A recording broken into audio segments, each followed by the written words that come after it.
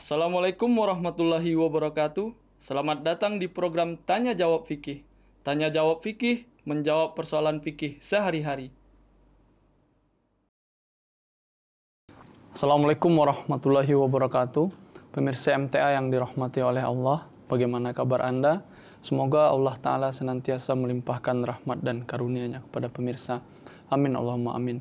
Selamat datang kembali di program Tanya Jawab Fikih, menjawab pertanyaan fikih sehari-hari bersama saya Arif Abdul Hai. Selama 25 menit ke depan kita akan membahas pertanyaan-pertanyaan yang telah pemirsa ajukan.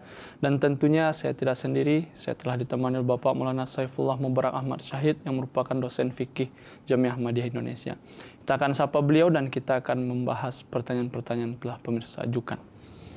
Assalamualaikum Bapak. Waalaikumsalam. Bagaimana kabarnya Pak? Alhamdulillah.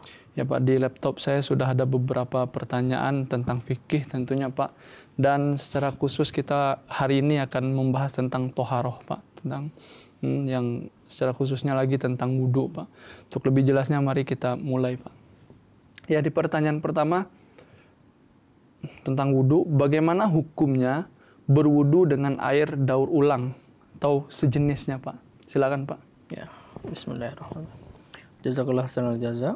Air daur ulang barangkali maksudnya seperti misalnya di Jakarta atau di kota-kota besar kan air yang sudah dipakai ya sudah di comberan gitu, air comberan. Kalau kali-kali Jakarta itu kan dulu kan hitam.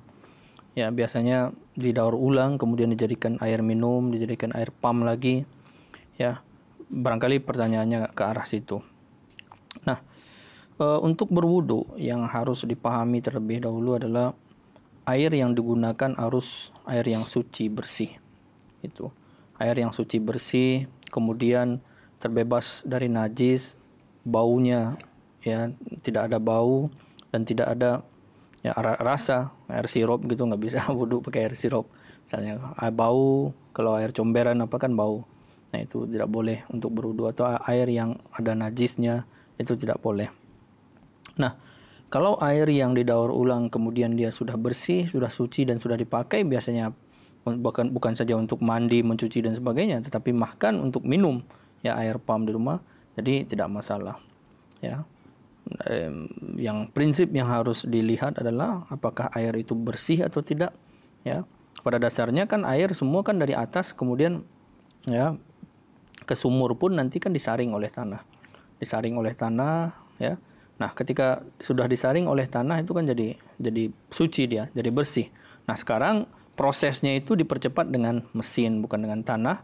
Ditunggu tanah menyaring begitu tidak, tetapi dengan mesin yang dengan kemajuan teknologi yang sekarang ini ada, ya maka air bisa bersih, bukan hanya air itu saja, air yang comberan dan sebagainya, air laut pun sekarang orang gunakan untuk ya beberapa negara itu air laut yang kemudian didaur ulang, dijadikan air minum, dijadikan air untuk mandi dan sebagainya.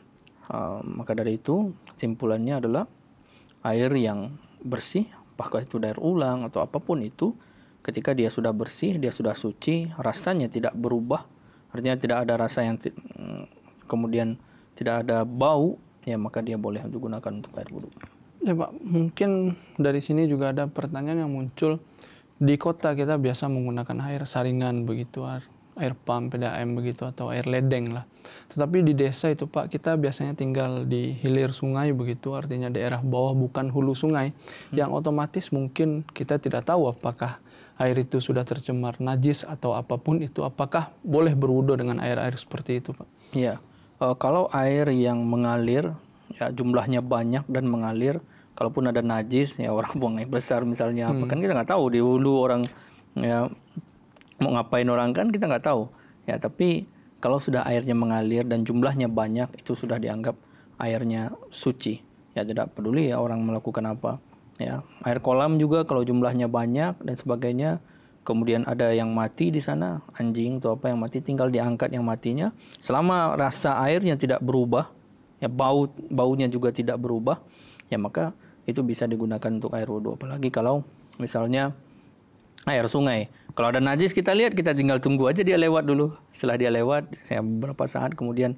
baru dipakai lagi. Kecuali kalau misalnya sungainya kecil ya, kemudian ya sungai-sungai comberan lah, mungkin nggak sampai 1 meter gitu. Nah itu barangkali harus hati-hati. Tetapi boleh dipakai untuk wudhu. Ya kalau misalnya jijik misalnya, ya nggak perlu dimasukkan ke mulut. Karena kan kumur-kumur itu bukan syarat wajib untuk berwudhu. Kumur-kumur itu bukan wajib, tapi sunnah aja. Ya misalnya pakai air laut, kan orang berwudhu pakai air laut. Ya air laut kan kalau dimasukin ke mulut kan pahit rasanya, bukan asin lagi. Ya makanya kalau pakai air laut ya cukup, ya nggak usah dimasukin ke dalam mulut, ya karena tidak wajib dalam hal berwudu. Begitu juga, lihat aja situasi, tergantung situasi. Ya kalau misalnya yakin dengan airnya dan mau masukin ke mulut untuk berkumur-kumur, ya silahkan. Tapi kalau nggak yakin ya cukup, ya dengan wudu dengan anggota tubuh yang lain, tanpa kumur-kumur. Iya Pak. Ke pertanyaan selanjutnya Pak, ini adakah waktu-waktu yang disunnahkan untuk berwudu? Mungkin ini di luar waktu sebelum sholat mungkin Pak. Ya, kalau waktu-waktu khusus sebetulnya tidak ada. Ya kalau orang gair kan, di saudara-saudara kita muslim yang lain gair Ahmadi, mereka katakan salah satu tafsir dari ayat la yamassuhu illal mutahharun, hu itu artinya Al-Quran, mengarah kepada Al-Quran. Kalau orang mau membaca Al-Quran harus berwudu, kan itu tafsir di luar. Padahal ayat itu kan la yamassuhu illal mutahharun, itu artinya tidak ada yang bisa mencapai atau menjangkau, ya, atau memahami khazanah Al-Quran yang terdalam, ya, rahasia terdalam dari Al-Quran Karim kecuali orang yang disucikan oleh Allah Subhanahu wa taala. Itu berbeda tafsirnya, tidak seperti yang disampaikan oleh kawan-kawan atau saudara-saudara kita muslim yang lain. Nah, kalau kita lihat di riwayat berkenaan dengan wudu, kita kenal semua dengan Hazrat Bilal radhiyallahu taala anhu. Itu sahabat awal sekali Rasulullah SAW semenjak dari Mekah. Nah, Rasulullah SAW pernah suatu ketika beliau di malam hari itu di alam kasyaf, ya, di alam kasyaf mendengar suara trompa, suara sendalnya Hazrat Bilal radhiyallahu anhu di surga. Rasulullah SAW besoknya di subuh, di pagi harinya bertanya kepada Bilal, kepada Hazrat Bilal, wahai Bilal, ya, kenapa, ya, amalan apa yang engkau lakukan sehingga aku mendengar suara sendalmu, suara terompamu di surga? Itu Hazrat Bilal bingung, apa yang saya amalkan? Saya tidak ada mengamalkan apa-apa, ya Rasulullah, hanya satu amalan saya, bahwa saya selalu, ya, dalam keadaan berwudu. Ya, beliau selalu dalam keadaan berwudu, musim dingin, musim panas, musim apapun, beliau selalu di dalam keadaan berwudu. Ya, nah ini suatu kemuliaan, ya, suatu amalan yang disukai oleh Allah Subhanahu wa taala ternyata. Nah, sehingga Hazrat Bilal, ya, belum wafat pun, ya, Rasulullah SAW sudah mendengar suara sepatunya, suara sendalnya, suara terompanya di surga. Nah, ini barangkali, ya, kita bisa mencontoh seperti itu. Ya, ini yang ada sunnahnya di dalam, ya, contohnya di dalam hadis, ya, di dalam kisah yang kita dengarkan berkenaan dengan para sahabat. Tetapi kalau di tempat-tempat lain kita tidak ada ya untuk berwudu kecuali untuk sholat, ya. Bagaimana dengan biasanya di waktu kecil kita sering diajarkan untuk berwudu sebelum masuk masjid, Pak? Apakah harus berwudu sebelum masuk masjid? Tidak harus sebetulnya berwudu untuk masuk masjid. Yang harus adalah ketika sebelum masuk masjid kita tidak di dalam keadaan berhadas besar. Hadas besar itu apa, ya? Mandi junub, ya, dalam keadaan junub. Dalam keadaan junub atau perempuan dalam keadaan haid, itu yang tidak boleh masuk masjid. Ya, itu mau berwudu pun nggak bisa. Ya, berwudu tak berwudu dia nggak bisa masuk masjid, itu orang yang keadaan junub, ya, orang yang keadaan, ya, haid tadi itu. Tetapi kalau orang biasa, masa tukang sapu masjid misalnya, setiap dia mau nyapu masjid wudu dulu, menyapu masjid wudu dulu, ribet benar hidupnya. Ya kan? Jadi Islam tidak begitu. Islam itu nggak membuat umatnya menjadi susah. La yukallifullahu nafsan illa wus'aha. Ya, Tuhan itu tidak membebani manusia di luar kemampuannya. Ya, kalau dia setiap masuk masjid, ya susah juga. Ketika setiap masuk masjid kita harus berwudu. Ya, tetapi ingat tadi bahwa Hazrat Bilal salah satu kemuliaannya, salah satu amal baiknya yang disukai oleh Allah Subhanahu wa taala adalah selalu dalam keadaan berwudu. Dan kita ini nggak tahu amalan apa yang mengantarkan kita kepada surga. Karena begitu banyak pintu surga, ya, boleh jadi suatu perkara yang kita anggap kecil, tetapi Allah Subhanahu wa taala senang karena melihat ketulusan hati kita, melihat keseriusan kita, kecintaan kita kepada Allah Subhanahu wa taala di situ, boleh jadi itu yang kemudian membuat Allah Subhanahu wa taala ridho kepada kita. Dan sebaliknya, boleh jadi suatu keburukan yang mungkin kita anggap biasa-biasa saja, yang kita anggap tidak, ini mah bukan keburukan besar ya, bukan kesalahan besar, bukan dosa besar. Nah, boleh jadi itu yang kemudian Allah Ta'ala murka, membuat Allah Ta'ala murka sehingga mengantarkan kita kepada neraka. Sekalipun kita ahli sholat, ahli ini dan sebagainya. Tetapi ketika itu ya tidak suka oleh Allah Subhanahu wa taala, bisa saja itu mengantarkan kita ke neraka. Nah, ini sebagai umat muslim makanya kita diajarkan untuk terus istighfar ya. Barangkali ada hal-hal yang kita anggap mungkin tidak dosa tapi di mata Allah Ta'ala dosa, kita minta ampun kepada Allah Subhanahu wa taala. Dan kita senantiasa harus ya terus berusaha mengamalkan kebaikan-kebaikan sekecil apapun itu. Nah, termasuk dalam hal ini yang orang kadang-kadang ya mungkin saya pribadi juga banyak lalai ya dalam keadaan berwudu. Ya, Hazrat Bilal radhiyallahu anhu selalu di dalam keadaan berwudu. Tetapi kan enggak semua sahabat yang bisa seperti itu juga. Nah, ini kemuliaan, salah satu kemuliaan dari Hazrat Bilal. Iya, Pak. Ke pertanyaan selanjutnya, Pak. Bolehkah ketika berwudu kita hanya mencuci sekali-sekali atau hanya 2 kali, tidak 3 kali begitu, Pak? Mungkin tangan sekali begitu. Kalau kita berbicara tentang wudu, kita berbicara tentang sunnah. Ya. Sunnah wudu seperti apa? Nah, sunnah wudu yang diajarkan oleh Rasulullah SAW itu 3 kali, kecuali kepala dan telinga kan 1 kali, 1 kali. Selebihnya sunnahnya adalah masing-masing kita cuci sebanyak 3 kali. Nah, ini kita kalau berbicara boleh tak boleh, ya boleh, tetapi di dalam keadaan seperti apa dulu. Kalau di dalam keadaan airnya kurang, ya, kemudian atau dalam keadaan sangat mendesak cepat, ya, itu barangkali masih boleh kita hanya sekali-sekali, ya. Tetapi kalau di dalam keadaan normal, air cukup, kita tidak terburu-buru, tidak dikejar waktu dan sebagainya, maka yang terbaik adalah amalkan sunnah Rasulullah SAW. Ya, amalkan sunnah Rasulullah SAW dengan mencuci ya masing-masing 3 kali. Karena Allah Subhanahu wa taala memberikan petunjuk kepada kita dalam Al-Qur'anul Karim, kalau kita ingin mencintai, ya menganggap mencintai Allah Ta'ala dan ingin dicintai Allah Ta'ala, apa ayatnya? Ya qul in kuntum tuhibbunallah fattabi'uni yuhibbukumullah. Kalau kamu mengatakan bahwa kamu mencintai Allah Ta'ala, maka fattabi'uni, ya Rasulullah SAW, ikuti aku, yakni Rasulullah SAW, yuhibbukumullah, maka Allah Subhanahu wa taala akan mencintaimu. Nah, kita sebagai umat muslim, terutama umat muslim Ahmadi, tujuan kita beribadah apa sih?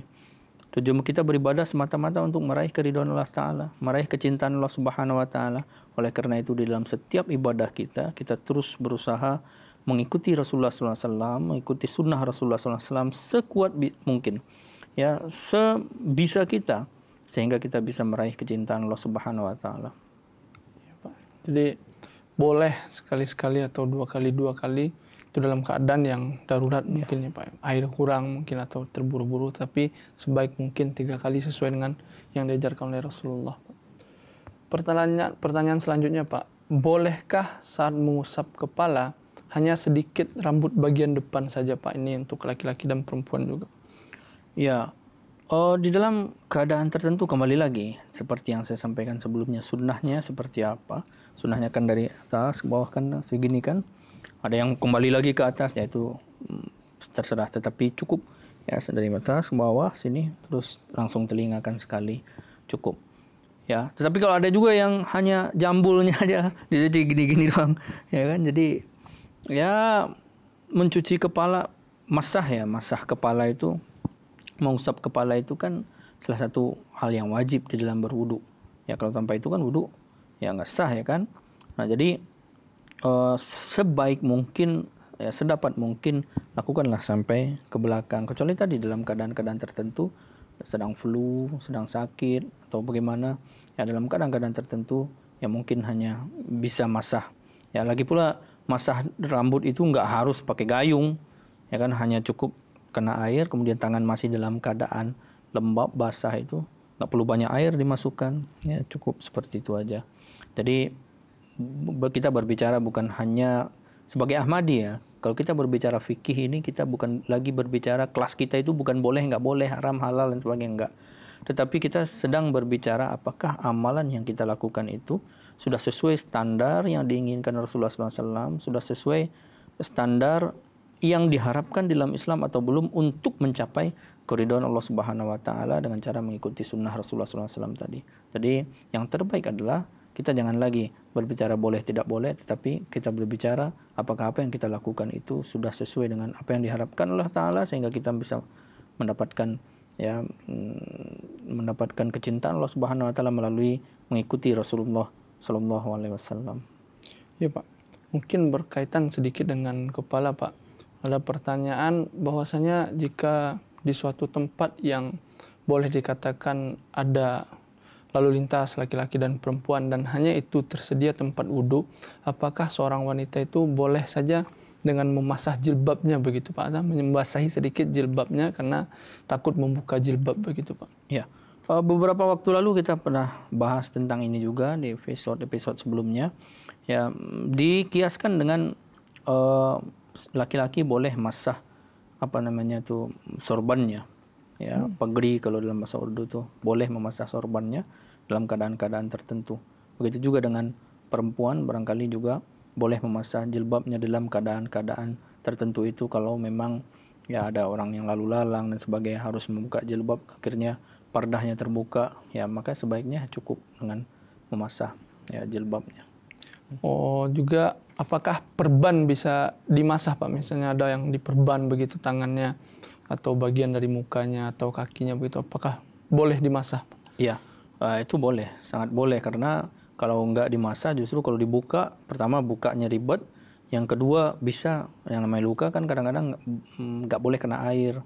Nah makanya kalau luka apapun itu diperban dan sebagainya cukup dengan dimasah, jangan dicuci pula tuh perban. Pertanyaan selanjutnya Pak, apakah percikan air hujan itu merupakan najis? Ya dari mana najisnya air hujan?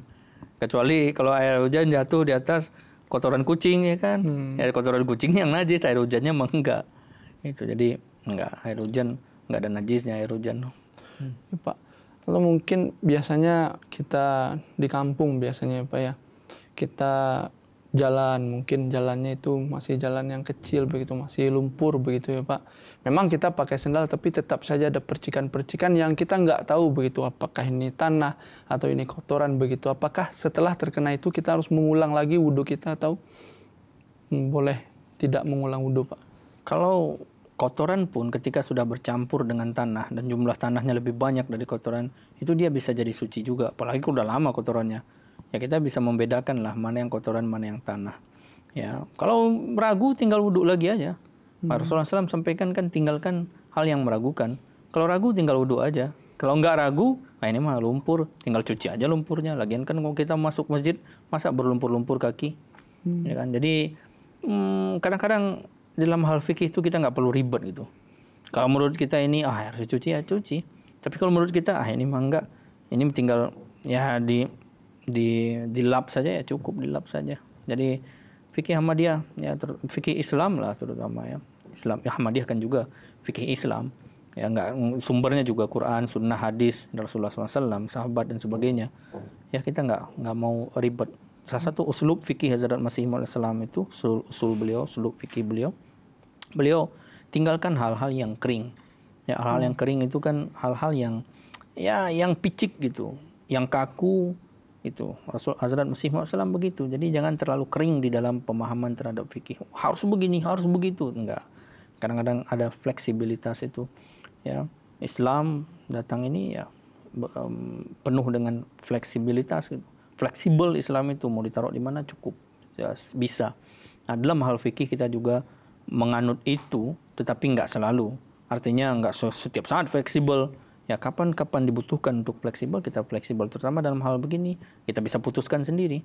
Makanya salah satu dalil fikih kita itu istaftikal baka. Ya tanyakan, ya mintalah fatwa kepada hati. Ya kita yang tahu hati kita ya seperti apa itu. Ya Pak, tentang kering-kering ini Pak, kita di masjid atau di tempat sholat itu biasa menemukan kan kotoran hewan itu biasanya najis ya Pak ya. apakah kotoran cicak begitu atau benda-benda yang sudah mengering di masjid yang apabila kita sentuh di saat sholat itu membatalkan wudhu atau? Enggak, kalau sudah kering dia sudah enggak lagi. Kenajisannya udah berkurang lah atau mungkin hilang. Kalau sudah kering jadi enggak. Tidak. Pak, itu pertanyaan terakhir di episode kali ini Pak. Semoga ini bisa mengingatkan kembali karena ini sering kita bahas ya Pak ya di rumah juga di pengajian-pengajian. Semoga ini bisa mengingatkan kita kembali dan kita dapat mengamalkannya Pak. Terima kasih Pak. Pemirsa, demikianlah pembahasan kita berkenan dengan tanya jawab fikih pada kesempatan kali ini. Sangat menarik, semoga ini bisa memberikan ilmu baru kepada kita dan kita diberikan taufik untuk dapat mengamalkannya. Amin. Jangan lupa untuk tetap saksikan program Tanya Jawab Fikih pada kesempatan-kesempatan berikutnya dan jangan lupa pula untuk menyimak khutbah huzur Hazrat Khalifatul Masih Al-Khamis Ayatullah bin Nasir Al-Aziz hanya di MTA. Jika pemirsa memiliki saran, pertanyaan, komentar ataupun masukan, kirimkan saja ke alamat email di bawah ini atau ke nomor WA yang tertera di layar dengan menyertakan tagar Tanya Jawab Fikih. Saya Arif Abdul Haib sama kerabatku yang bertugas mohon pamit undur diri. Assalamualaikum warahmatullahi wabarakatuh.